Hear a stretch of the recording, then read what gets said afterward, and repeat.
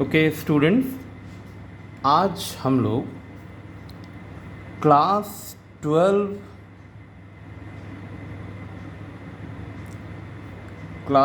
12 accountancy का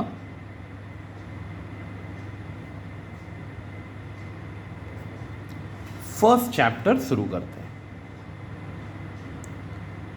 first chapter, first book means partnership जो first book है उसमें जो चैप्टर है, जो मेन इम्पॉर्टेंट चैप्टर जिसको कहेंगे, जिससे शुरू हो रहा है हमारा पार्टनरशिप, उसे कहेंगे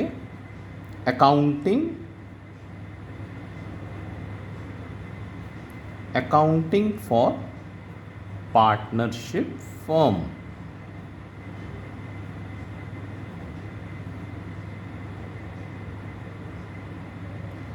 जिसको हम लोग फंडामेंटल ऑफ पार्टनरशिप भी कहते हैं। फंडामेंटल्स ऑफ पार्टनरशिप भी कहते हैं। सबसे पहली बात जो है ना, सबसे इम्पॉर्टेंट है, वो है जो इंडियन पार्टनरशिप एक्ट में लिखा गया है। मीन्स चलिए हम लोग डिटेल्स में ही देख लेते हैं एक बार। इंडियन पार्टनरशिप एक्ट 1932 में भी जो सेक्शन 4 में लिखा गया है वो है कि partnership is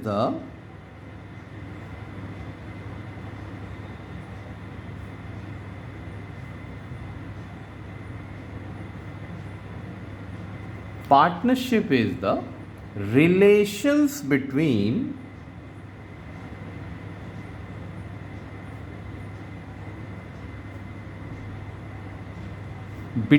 two or more person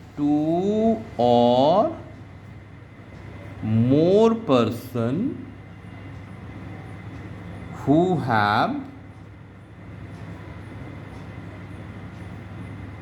agreed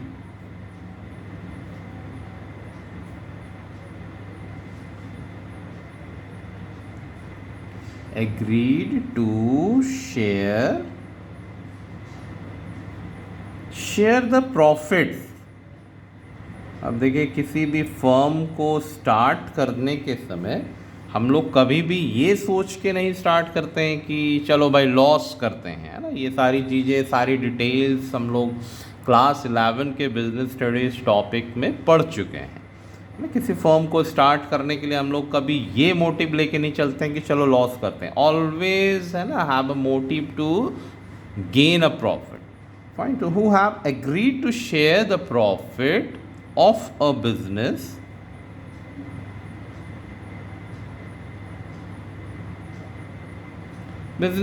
to carried on by all or many of them acting for all. ठीक है, कोई एक पूरे कंपनी के लिए एक्ट कर रहा है या सारे मिलके कंपनी को चला रहे हैं, है ना।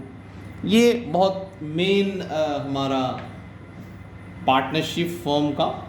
अच्छा, पार्टनरशिप फर्म, अब देखिए, अब कोई फर्म है हमारा, ठीक है, कोई फर्म है हमारा,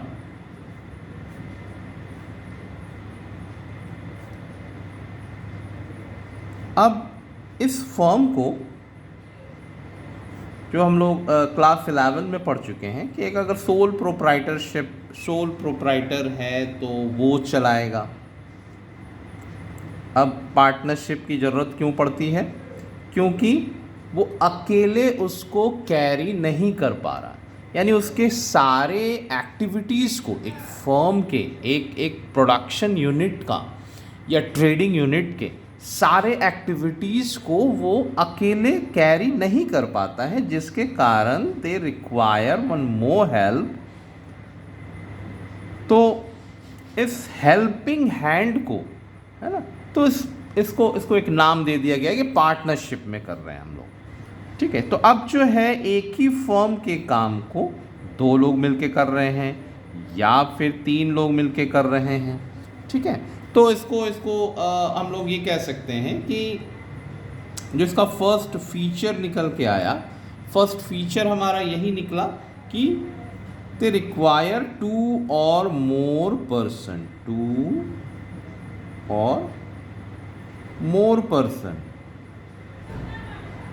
ठीक है।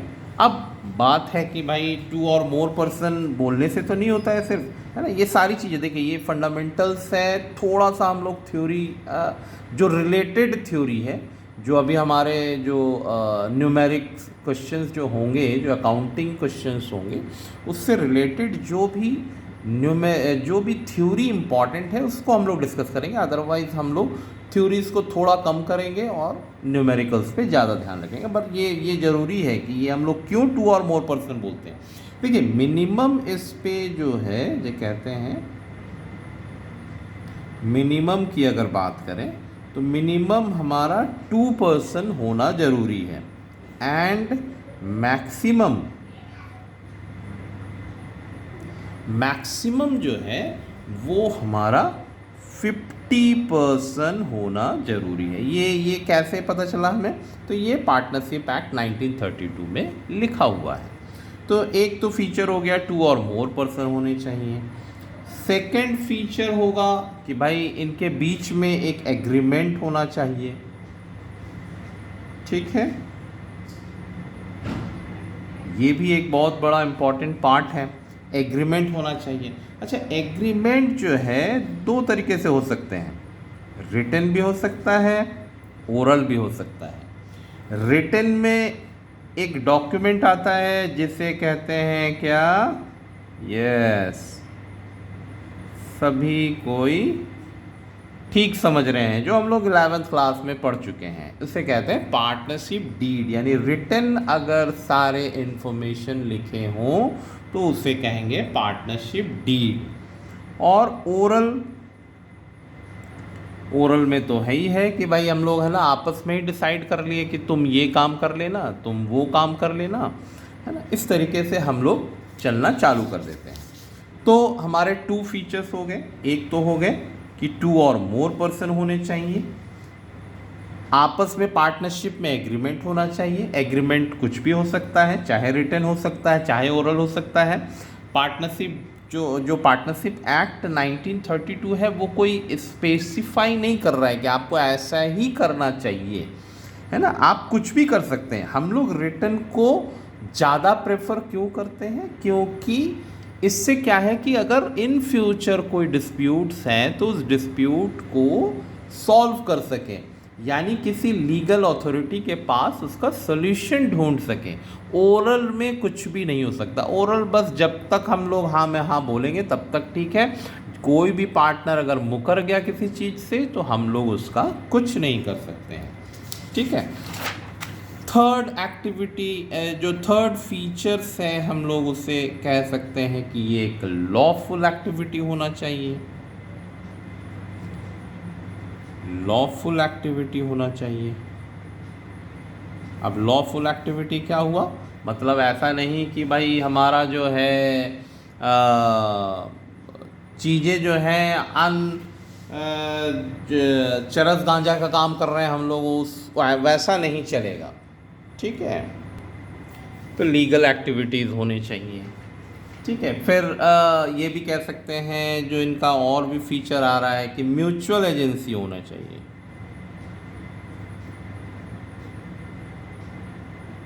म्यूचुअल एजेंसी मीन्स कि ये सभी कोई मिलके इसको काम इस बिज़नेस को रन कर रहे हैं। ऐसा नहीं कि कोई एक कर रहा है बाकी सब मज़े कर रहे हैं।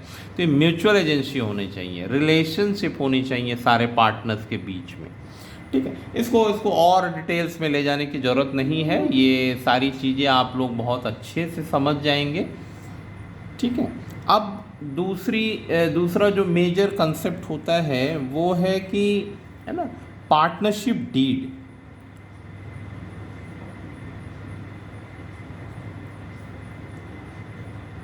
पार्टनरशिप डीड क्या होता है? एक तरीके का एग्रीमेंट, या सारे जो हमारे काम करने के तरीके हैं, यानी कि ऑल पार्टनर्स के जो काम करने के तरीके हैं वो सब नोट डाउन कर लेते हैं इसमें।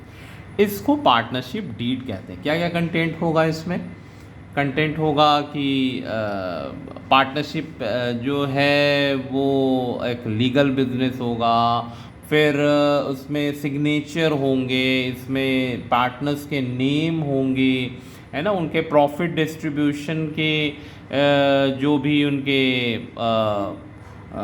जो रेशियोज़ डिसाइड किए हैं वो पहले से प्री डिसाइडेड रेशियोज़ होने चाहिए, ये सारी चीज़ें। ठीक है, हम लोग इस बात पे आते हैं कि अगर पार्टनरशिप डीड ना हो तो हम लोग क्या करेंगे। ठीक है, तो पार्टनरशिप डीड तो हो गया, चलो भाई, है ना। अगर विदाउट डीड की अगर बात करते हैं तो हमारे अकाउंटिंग फंक्शन में क्या क्या प्रॉब्लम आएगा। सबसे पहली बात कि जो इंटरेस्ट ऑन लोन है,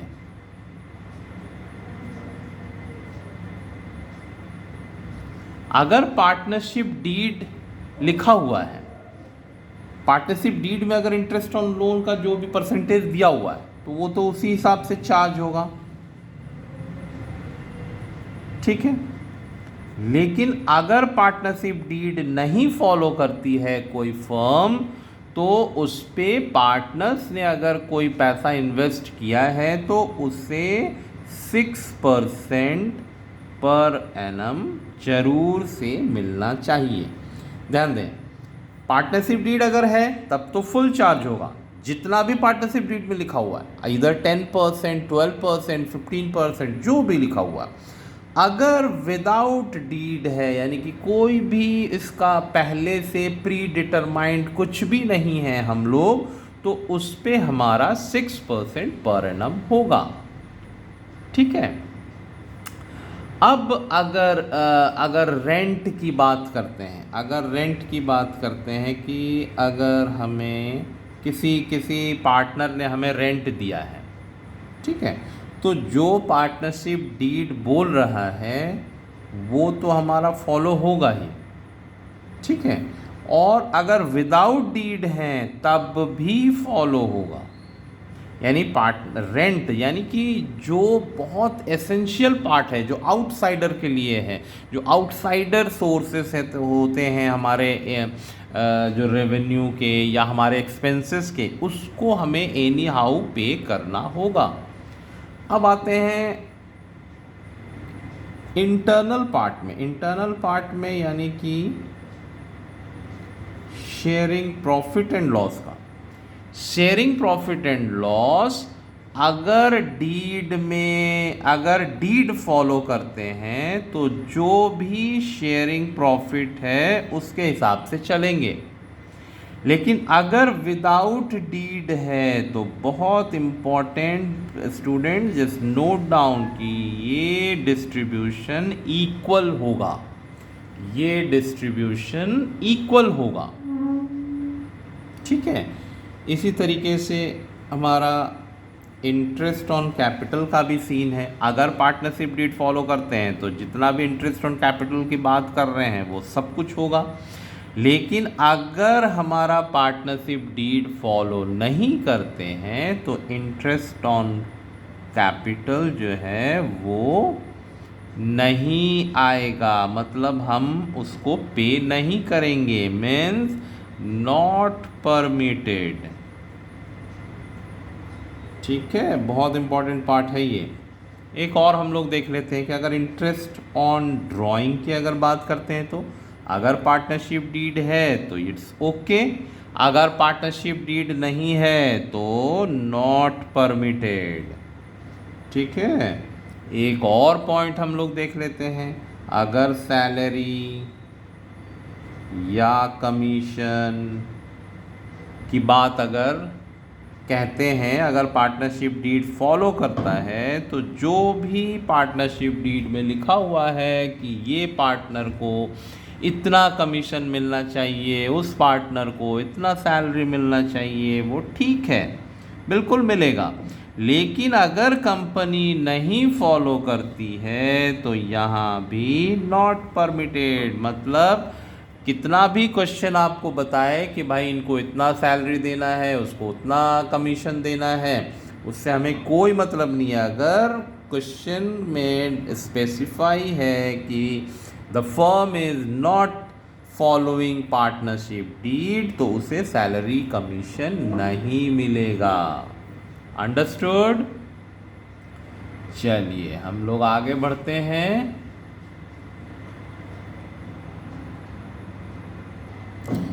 चलिए अब हम लोग थ्योरी पे और ज़्यादा टाइम नहीं देते हैं। अब जो है कुछ अकाउंटिंग ट्रीटमेंट्स को हम लोग फॉलो करते हैं। हमारे फंडामेंटल ऑफ पार्टनरशिप में सबसे पहला जो प्रैक्टिकल टॉपिक है वो है profit and loss appropriation account. ठीक है, तो चलिए नोट करते हैं। Profit and loss appropriation account.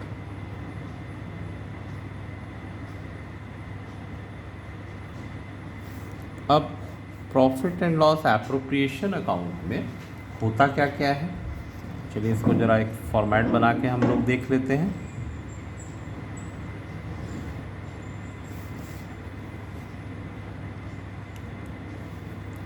T shape में इसका फॉर्मेट होगा।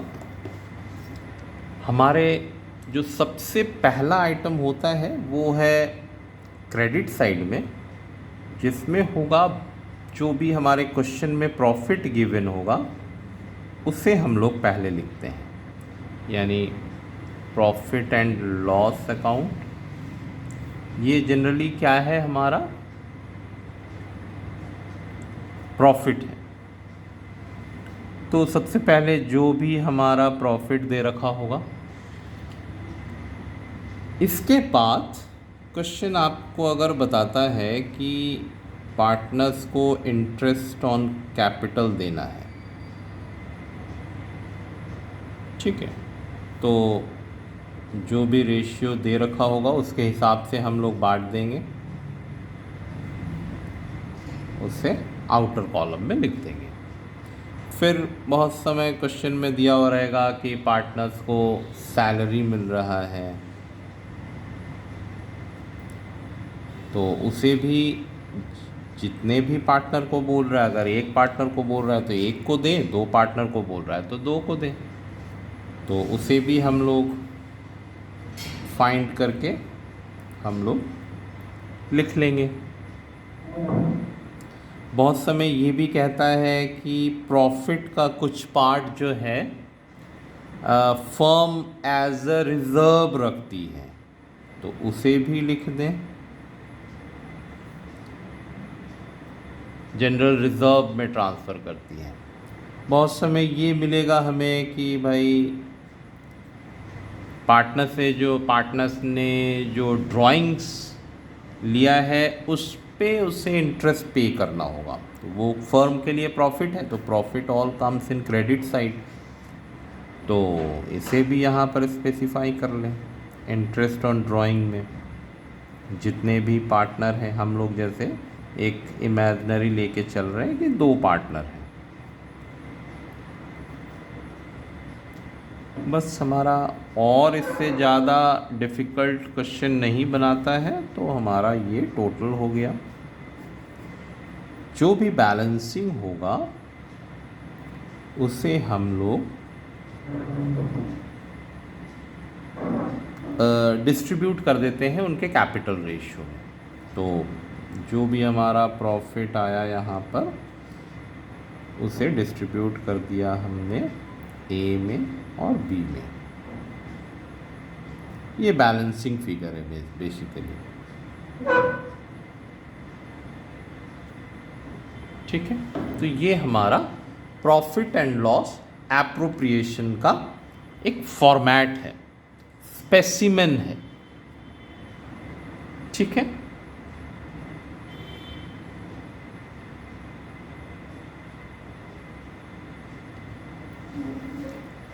अब हम लोग आज के क्लास में हम लोग एक बार फिर से रिवाइज कर लेते हैं।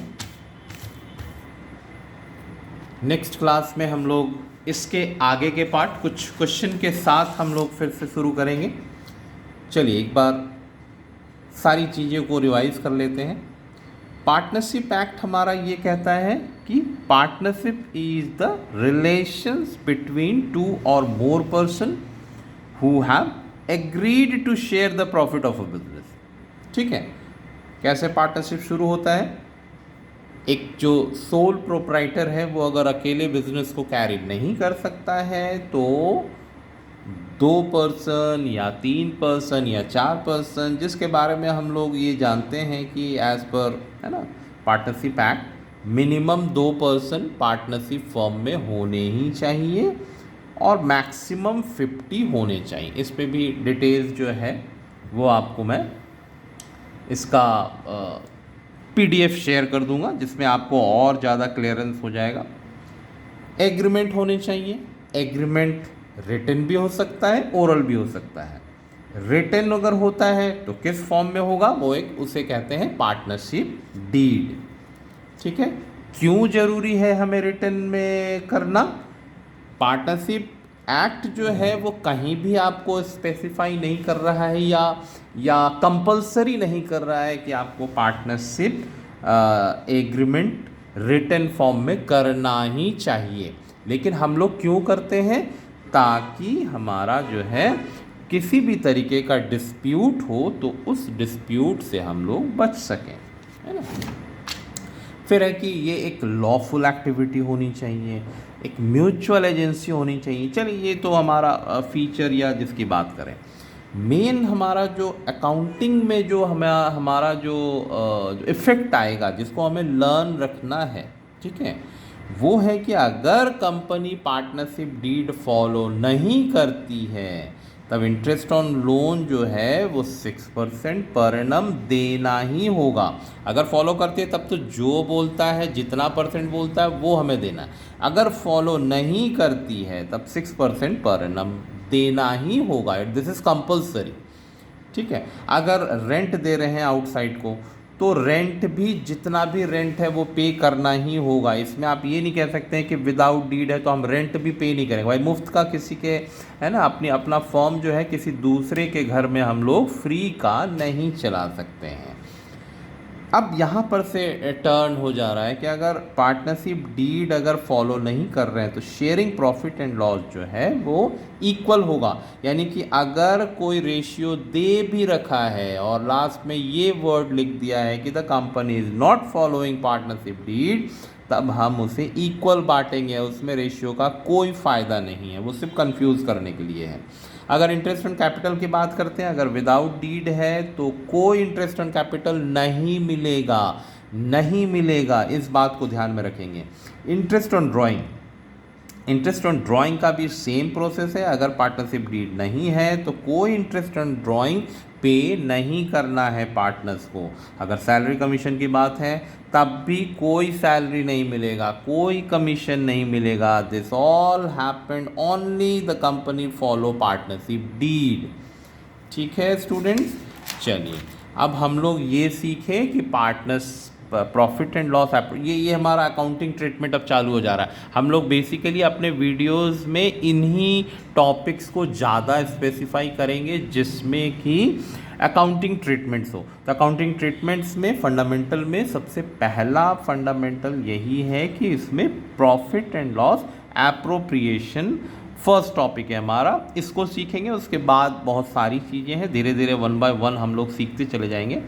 ठीक है, तो प्रॉफिट एंड लॉस एप्रोप्रिएशन में पहला ही टॉपिक हमारा ये है कि भाई PL एप्रोप्रिएशन में कंटेंट्स क्या होते हैं। तो वो कंटेंट्स हमने लिख दिया है, आप वीडियो सेव कर लें ताकि जब भी ज़रूरत हो आप इसको घुमा के आप देख सकते हैं। ठीक है, थैंक यू। इसके आगे का हम लोग पार्ट 2 में जो है हम लोग सेकंड वीडियो में हम लोग इसके आगे का एक तो सबसे पहले इससे रिलेटेड एक क्वेश्चन हम लोग सॉल्व करेंगे। उसके बाद जितने भी टॉपिक्स हैं धीरे धीरे हम लोग उसको कवर करेंगे। ठीक है, thank you everyone, thank you.